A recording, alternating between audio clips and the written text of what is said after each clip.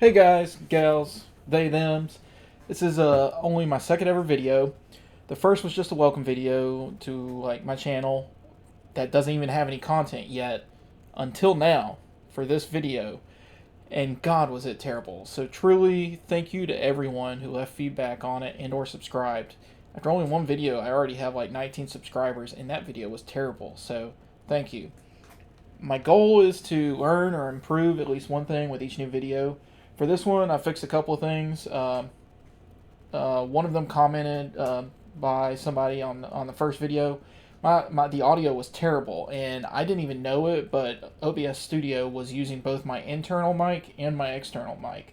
So, there were two layers of audio, and it sounded like I was echoing. It was terrible. I don't know why I didn't notice it the first time. I guess I was just so nervous and was just telling myself, just post it, just post it, just post it. Sometimes you just gotta, just follow through on something and just keep getting better at it. So anyway, I also bought a USB splitter because I didn't really have enough ports, and my setup for the last video was just super awkward. I've got a triple monitor setup with an external keyboard, a mouse, a mic, a webcam, and one of the monitors uses a USB port. It's kind of hard to explain without showing you, but I'll save that for a studio tour whenever I get rich and famous. Also, a couple people mentioned I'd be really good at streaming, so I appreciate that, and I promise to look into it. I don't know though, but we'll see. So this video is kind of like where the rubber meets the road, and my lips meet your mom's lips. Haha, just kidding. This video is still gonna suck. I've decided to try out reaction videos first because they aren't really scripted. They're a little easier for beginners and losers like me. I kind of wanted this video to be something kind of special and memorable. Hey, like everybody's first time, but in order to know if it was special or not, I kind of would have had to watch it first, and I want my reactions to be pretty genuine. But at the same time, I didn't want to just pick some random video on YouTube and it would be stuck being my first for forever. So, but you know what? I like to live dangerously. So, how do you think I got diabetes in my 30s? Doing things that are good for my health? Psh. Anyway, on that note, I've been getting flooded with Charlie Kirk clips in my feed on YouTube for pretty obvious reasons. Nothing like a controversial figure to drum up views, right? No, I mean, I'm just kidding, but seriously, he's been on a lot of people's minds, and it'll be something kind of memorable for my first video. I also wanted to keep this video kind of short, so I was thinking maybe a YouTube short or 2 or 3 will be kind of perfect for that, especially since I like to ramble on and on and on. I could probably stretch one short out to an hour, if you guys let me, so we'll see. I was going to show you one clip that I had already seen, but for the life of me, I cannot find it. And I've got to go to work here in an hour and a half, and I just got off of work this morning at 7 o'clock, so I'm half awake, and so I'm super awkward, even more awkward than normal. But anyway, yeah, I can't find it. It was just such a great video because it was this guy, he was a black guy, asking Charlie Kirk questions about reparations. And usually most of Charlie Kirk's debate clips and everything, or Charlie Kirk destroys the libs, or Charlie Kirk owns the libs. These are a bunch of unprepared college kids, most of which have probably never read a book in their life or whatever, and they just, regurgitate whatever the news tells them or whatever. But this was just, this guy brought some receipts, he brought some facts, and it was a very respectful, informative back and forth, and it was like the epitome of the perfect 2-minute debate between two civil, respectful people. And I don't know, I just felt like it was a perfect debate to kind of honor Charlie, that was representative of what Charlie Kirk wanted to do, what he was all about. If you don't know, Charlie Kirk, is a hardcore conservative who made a name for himself for, you know, going around from college to college and debating college kids, and then founding a conservative activist organization called Turning Point USA. He's really popular with kids, although some older people know who he is too. My parents knew who he was randomly, which they never know who people are. But anyway, I'm a libertarian, so I agree with him a lot, but I don't agree with him on a lot of other things. But I'm a big fan of him because I like his style. I like what he's been. I like what what he's been trying to do. And I really like that format. I think we need more discourse in this country. Obviously, obviously violence isn't the answer. Uh,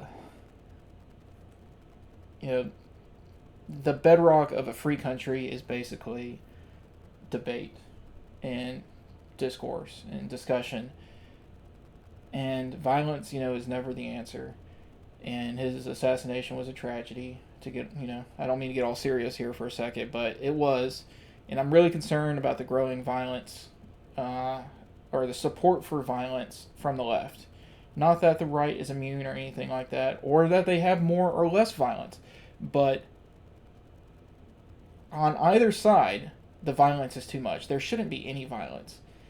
So, anyway, I saw this clip I saw part of one of Candace Owens' videos the other day, and if you don't know who Candace Owens is, she's another conservative commentator. She's really kind of gone down the rabbit hole of like becoming a hardcore conspiracy theorist lately and everything. She's kind of the female like version of Alex Jones at this point. I think she's a great woman. She's really smart. I disagree with her at this point on almost everything, but that's okay. She's entertaining. My wife loves her, despite not being a conservative herself. But she used to work for Charlie Kirk, and she worked really closely with him, like every day.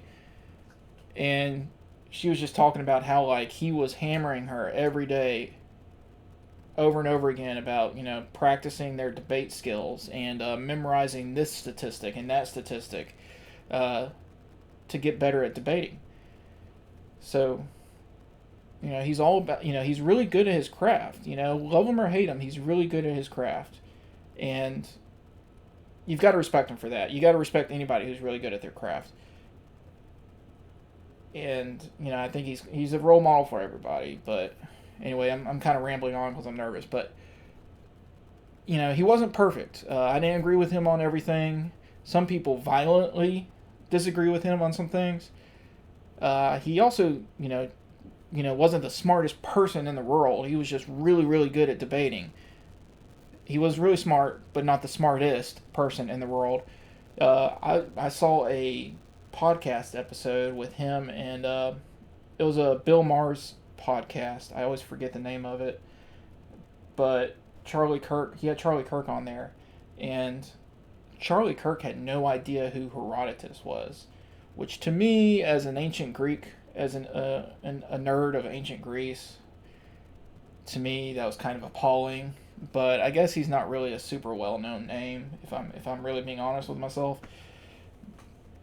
But I feel like somebody who's like a commentator, and especially like a conservative commentator, a lot of our traditions are founded on like,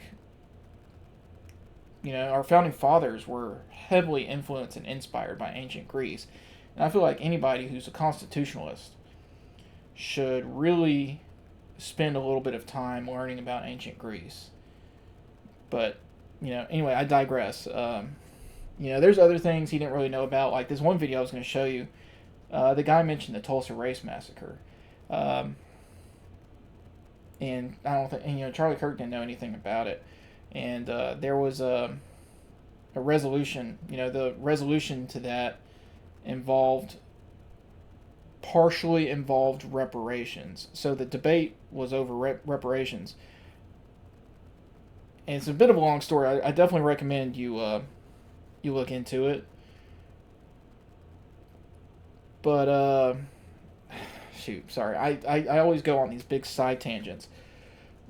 But he didn't really know much about that. I definitely recommend everybody learns about that if you're into politics and you want to debate anybody on reparations. I'm not saying I support reparations, but that's something people should know about, because it adds some very, it's a nuanced situation where reparations were paid out.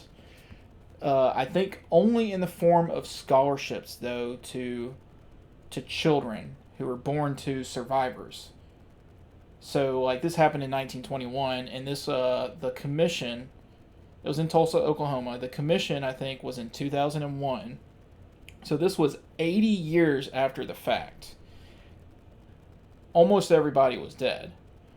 Several dozen black people died. Okay, I'm going to just tell you about it, I guess. But a black man was accused of assaulting a white woman, as usual. And he got arrested, and there were threats of, the black people in Tulsa were concerned that he was going to get lynched. And also, this part of Tulsa, the black area of Tulsa at the time, was one of the richest in the country, and it was, people called it the Black Wall Street, and it was this big thriving part of town or whatever. And anyway, this big fight broke out between some black people and a few white people, and then it just escalated, and several dozen people died, most of them black, although I think like a dozen white people also died. And the white people basically burned down the entire black section of town. So, they all had to rebuild. A lot of them moved away, or they had to rebuild their homes and their businesses and start over from scratch. Cost everybody a lot of money. I did look it up for some of the details, but the damages were, I think, $40 million in 2025 money. So there's that. I definitely recommend, like I said, look into it.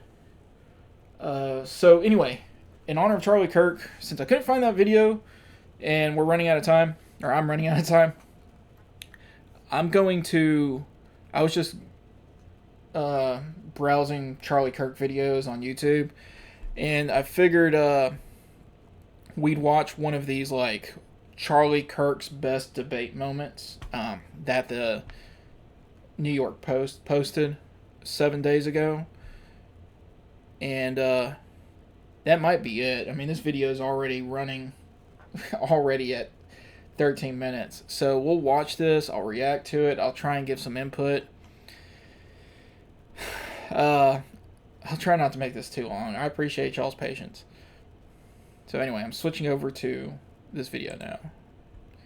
This is it. New York Post. Just so you know, the New York Post is like definitely a conservative leaning media website and newspaper. I think they're the oldest newspaper in the country, actually, but they're definitely conservative leaning. So this is, the bias that they're bringing to this compilation. I don't know why I clicked straight on the channel name. I'm sorry. So, all right.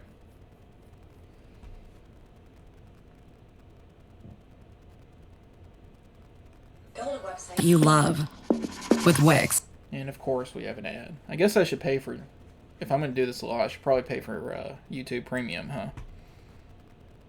So, okay. I don't know why it's starting 20 seconds in. I'm pretty sure I haven't seen this. Maybe I fell asleep with YouTube on and part of it played, but I promise I haven't seen it. I have seen some of these clips. I get Charlie Kirk clips in my feed all the time. So maybe I will have seen this. Also, I'm cut off a little bit here.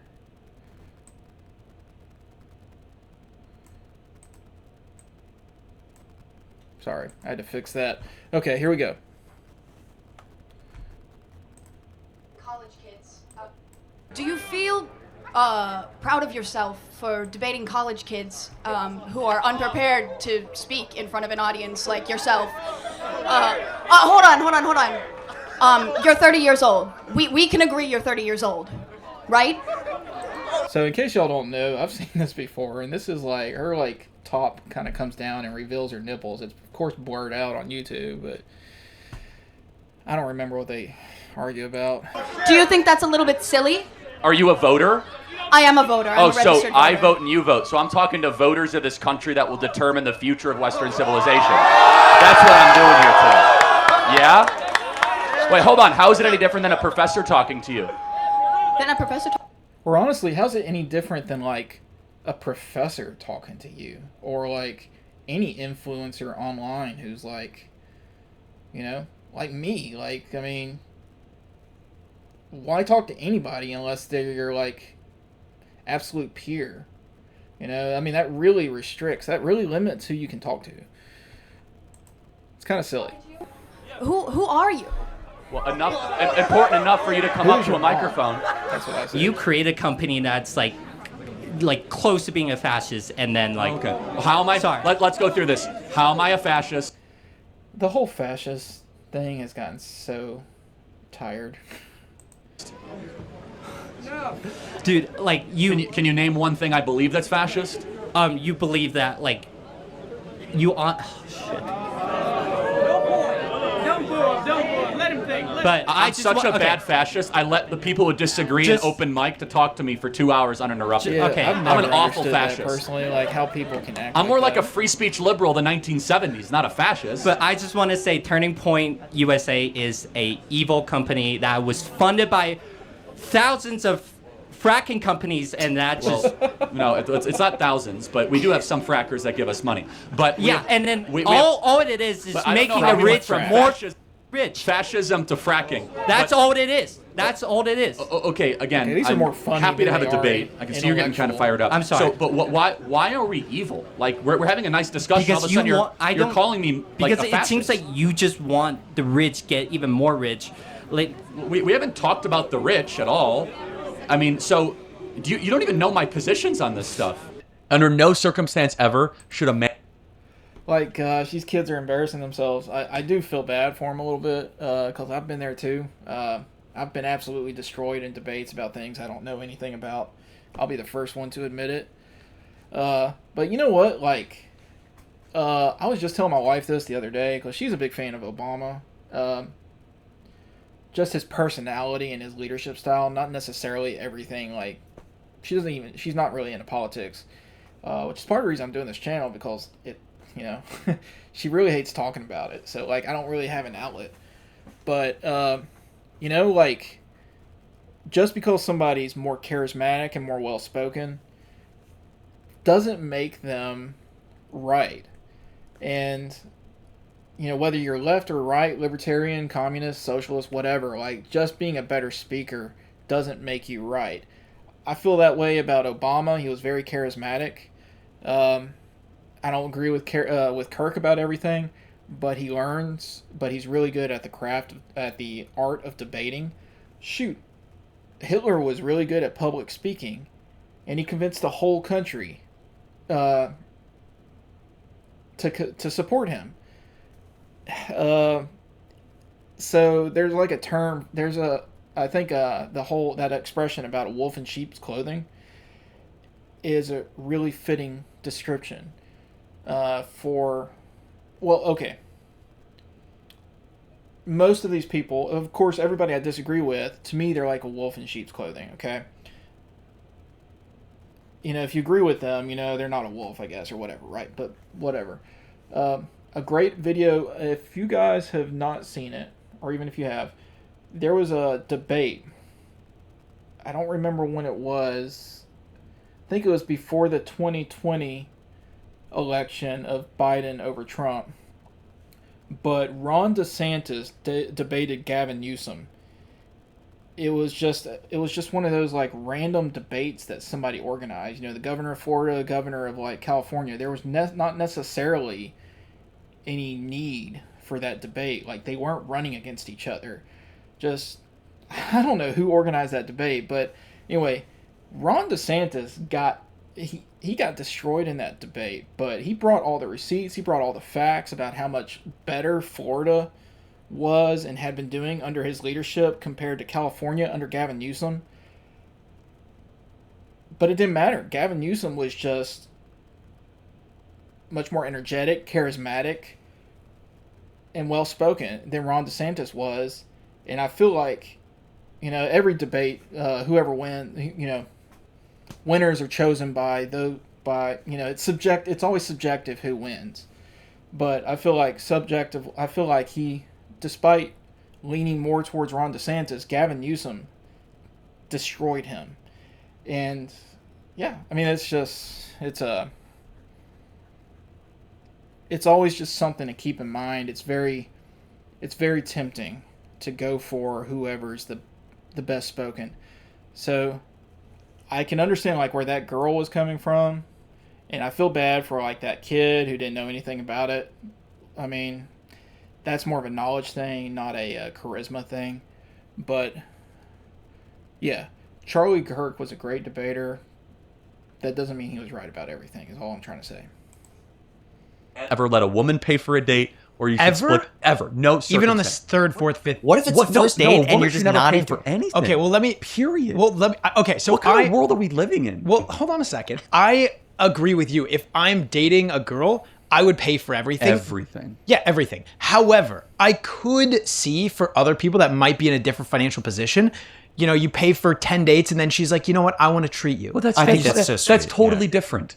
No. What we're talking about is like, oh, we're gonna alternate. Like, well, once you're serious and she wants to take you out to something for a nice dinner, and you might, by the way, if you have the intent to marry, you're already like kind of blending finances. Like, I get that psychologically, but like if you're like, oh, we'll take turns. Like, oh, you pay this time, I pay this time. What's your advice to a girl who the guy she's currently seeing, he says that? Oh, do not marry that man.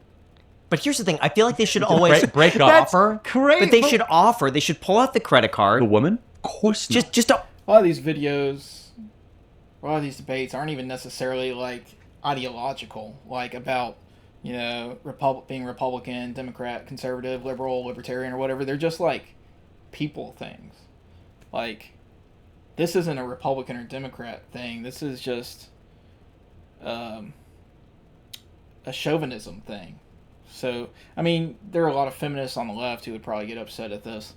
But, yeah, like, I think I'm a bit old school in that way, too, and I think men should pay for most things.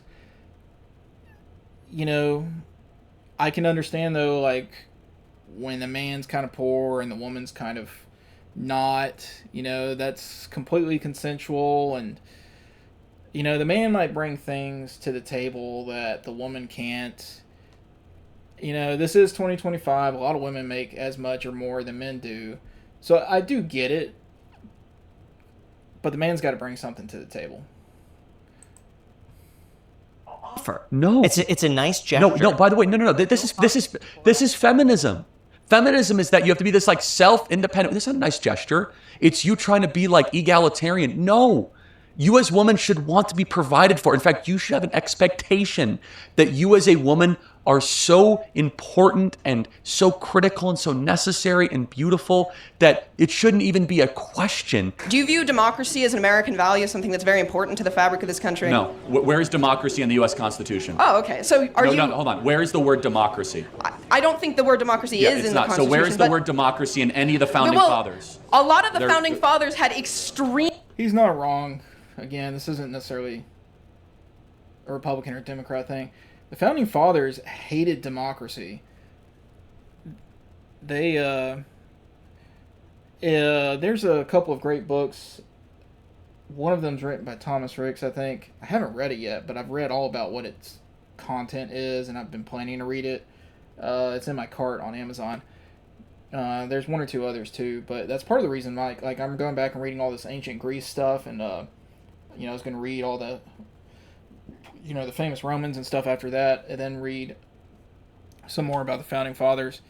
But it's my understanding, like, they were, for the most part, they were all much bigger fans of Rome, especially the before it became an empire.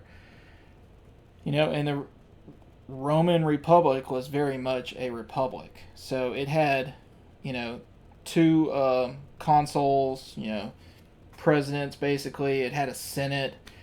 It didn't have like a lower chamber like Congress or whatever, but they saw Athens and a lot of the ancient cities of Greece as chaotic, as unfit for ruling a country. Athens, for example, just made a lot of stupid decisions. Like during the the only records we have are like Herodotus, Thucydides, and Thucydides is like the best record we have of Athens before Alexander the Great took over Greece, right? So, and that's influenced so many people since then. And it may be inaccurate, it may be very biased, but it's because Herodotus didn't go too much into the minutia of like how Athens was ruled. Thucydides did. He was from Athens, I believe. Herodotus was from Halicarnassus, and Thucydides was like in Athens during like the first 15 to 20 years, I believe, of the Peloponnesian War. He was the Great Plague that happened a few years into the war that killed Pericles. He got it. And anyway, it's pretty clear, if we could go off of Thucydides, that Athens just made a lot of stupid decisions based on like the mob, like. And there were a lot of other silly things that they would do, like the ostracisms. Like, there was a required ostracism, and like if you were just not very popular that year, they would banish you for 10 years, even if you didn't do anything illegal. They did a lot of stupid things, like they sent a huge, like most people don't know this, but a lot of people know about the Sicilian expedition, where they sent a massive fleet to try and invade Sicily, and it got totally wiped out. I think they lost like 50,000 troops, and it was like 100. It was a lot of ships. I think it was most of their fleet, maybe 150 ships, maybe. So it cost them a lot. And right after that, all the members of the Delian League started revolting against them, and they lost a lot of their power and influence. And a few decades before that, actually, most people don't know about this, but they actually did the same thing in Egypt. They sent a massive fleet and a bunch of troops down the Nile to help Egypt revolt against Persia. And the Persians, like, this is kind of a fascinating story. We don't know much about it, but it seems like they drained that part of the Nile and trapped this entire fleet on the sand in Egypt. And yeah, that hurt Athens really bad. But anyway, they just did stupid thing after stupid thing after stupid thing. If you ever read, everybody who's interested in politics should read the history of the Peloponnesian War by Thucydides. It's a great example of like why we don't run, like why the founding fathers weren't a big fan of democracy. There's already, a republic is already kind of the best of both worlds of a monarchy and a democracy. It's called like even back in ancient times, I think it was called a mixed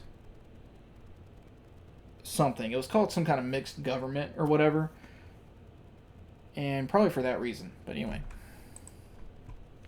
Elitist viewpoints around who should. Hold on. I just want to. You said the word democracy, so I want to get back to our roots. Yes. Where is democracy mentioned? I don't. In the Federalist Papers, the Constitution, or the Declaration? I think it's good that this country has moved away from things that were explicitly believed by the founding fathers. In the Federalist fathers. Papers, and it's mentioned negatively as a problem. So you ask me, is democracy a fundamental American value? I say no. Okay. Because I go back to our roots. And do you? Hamilton, Madison, and Jay. Oh, I know that Hamilton was anti-democracy. No, well, hold on, these people thought that people should be owned as I want to be clear. I property. am pro-representative government, okay, but I'm not pro-democracy.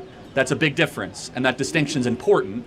But you asked very specifically about democracy, which is not an American value. It never has been and never should be, because what is democracy? See, I don't 100% agree with that. Despite like what I just said, like democracy was a big influence. They were bigger fans of Rome than they were Athens, but they were all really well read, and they were like, democracy was a big part of like their education. They knew and they recognized and appreciated that Rome, even the Republic, had a lot of issues. Like, they added like the lower chamber of Congress to make it more democratic. And then they, instead of having two consuls like the Republic did, they, created the position of president. You can argue, people argue over what their biggest influences were, but the general consensus is that the Federalists tended to favor Rome more, and that the Anti-Federalists, like Thomas Jefferson and James Madison, tended to prefer the democratic system of Greece. Now, I think they also appreciated the Roman Republic too, but I know I sound like I'm contradicting myself, but I think more people favored Rome, but several people also really were inspired by ancient Greece too. Some more than others, like Thomas Jefferson. And Thomas Jefferson and the Anti-Federalists like dominated our government, at least until Andrew Jackson. And then, a little more after that too. But anyway, like, there's evidence of this. All you have to do is like read any of Thomas Jefferson's letters. I can't think of a specific quote off the top of my mind, but they didn't exactly copy Rome, and that's because they were worried that their republic would turn into an empire just like Rome did. Democracy is majority rule no matter what. That there's no provisions of checks and balances, no inalienable rights, no separation of powers, pure if the majority gets it, the majority wants it as quickly as possible. I don't advocate pure democracy. I do understand that we live in a Cool. representative, like we live in a republic, and I understand these things. You're a stochastic terrorist.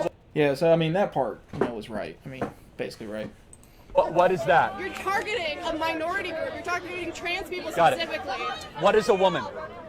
That's a stupid ass question, dude. That's a dumb ass question. What is a woman, college student? What is a woman? Oh, you're talking to a college student instead of like, I don't know, somebody who has media training? They can't answer what a woman is. It's not a trick question. What is a woman? Someone who identifies as a woman. What is That guy right there, I don't know if y'all see that, but that same guy, I think, was standing next to him when he got shot. I guess he's been working with him for a really long time. What is that thing? You can't answer the question with the question. It's like saying, what is the sun? The sun is something that looks like the sun. What is a woman? It's a social terrorist. Yeah, this always No, you gets can't like, answer the question with... There is Yeah, a very define the woman scientific without answer saying you can woman. give to Yes. it, and it's not something they would, Yes. Yes, ma'am. How are you? Good, how are you? They would like.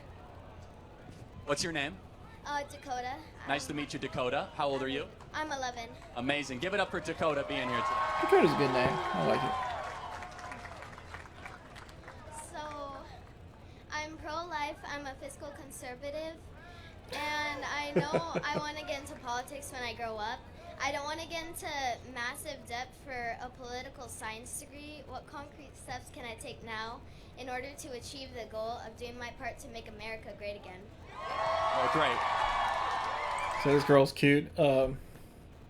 He had another clip. There's another clip of him I saw where he was telling a girl she was still in high school, and her parents had split up or divorced, and one was conservative, one was Democrat, and he was telling her to just focus on, God or whatever.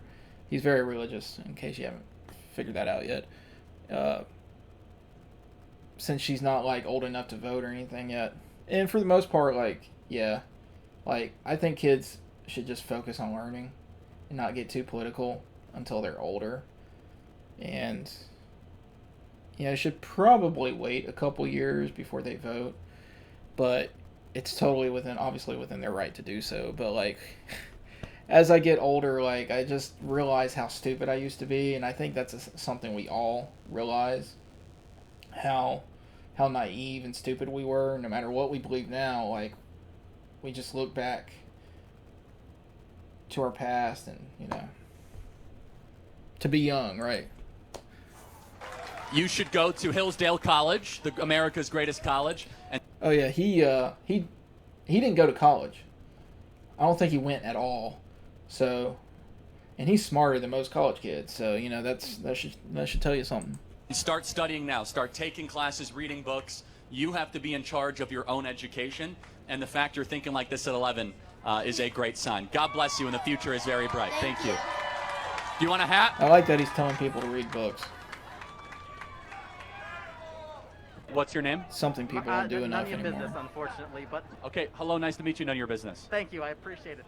So, do you love America? Yes, I do. I hate America. What did he say? I didn't hear what he None of said. your business, unfortunately, but Okay, hello, nice to meet you. None of your business. Name? none of your business, unfortunately, okay. but Okay, hello, nice to meet you. None of your business. thank you, I appreciate What's the word for that? it. So, do you Facetious? love America? Yes, I do. I hate America. I.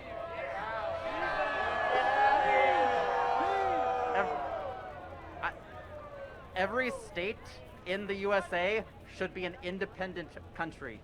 What do you think of this?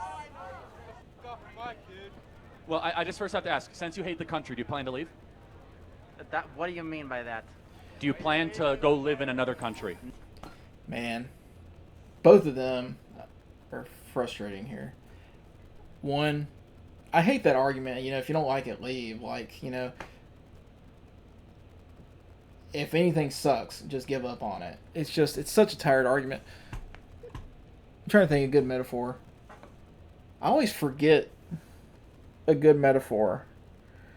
I guess, like, okay, if there's something wrong with your house, you should just give up on your house. Like, if there's just something little wrong with it, just sell it or burn it down. It's just so stupid.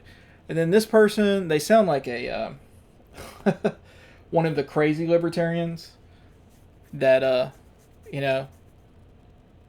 the sane ones of us don't claim. One of those, like, what are they called? Those sovereign citizens. I say that partially in jest, partially in truth. Like, some of them are really legit, like, just crazy.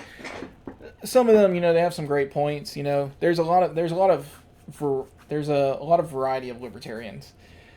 There's some who hardcore don't believe in the federal government. We're not anarchists. Those are two distinct things. Now, there's a lot of overlap. Libertarians want dramatically less government. But, the size of government in and of itself is not the first principle. We can get into that as I make more videos, but some libertarians just want to get rid of the federal government. They believe in they're hardcore believers in states' rights. And definitely I agree that the smaller the government, the better. The more federalized the government, and when I say federalized, I mean more broken up, and each state being a lot more independent, so states' rights. I definitely agree. Do we have to get rid of the federal government to do that? Not necessarily. The federal government does act like a great check and balance. The states and the federal government act like great, for the most part, the federal government's gotten way too big. But in the past, I feel like there was some certain point where they had a pretty good balance of power between the two, where they would act like a check on the other.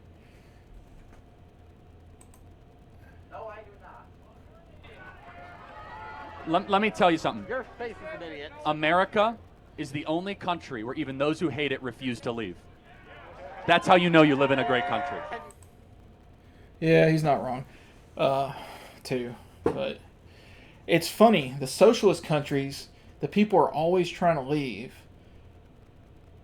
and go to the capitalist countries. But the capitalist countries, anytime they try and leave, they always come right back. It's like, go just if you're new to politics. Sorry, I'm playing with the thing. I shouldn't be. if you're new to politics, go look up the 48th parallel between South Korea and North Korea in the history of Korea, North and South Korea.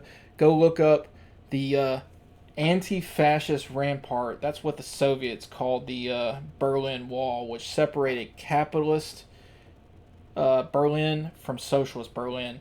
Socialist Berlin, they even tried to blockade this little tiny piece, this little tiny city that's surrounded by socialist territory, and we just airlifted in a bunch of food, and like they were fine. And for 50 years, or actually, when was the Berlin Wall? I forgot when the Berlin Wall came up. I think it was I don't remember. I don't want to lie. But so many people were leaving the socialist part of town to get to the capitalist part of town that they had to put up the Berlin Wall to keep people in. That's kidnapping. That's not freedom. And, you know, it's very Orwellian that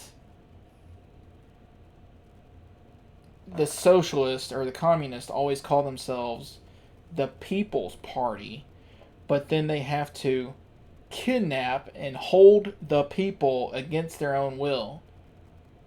Because, I don't know, freedom for the people? I don't know.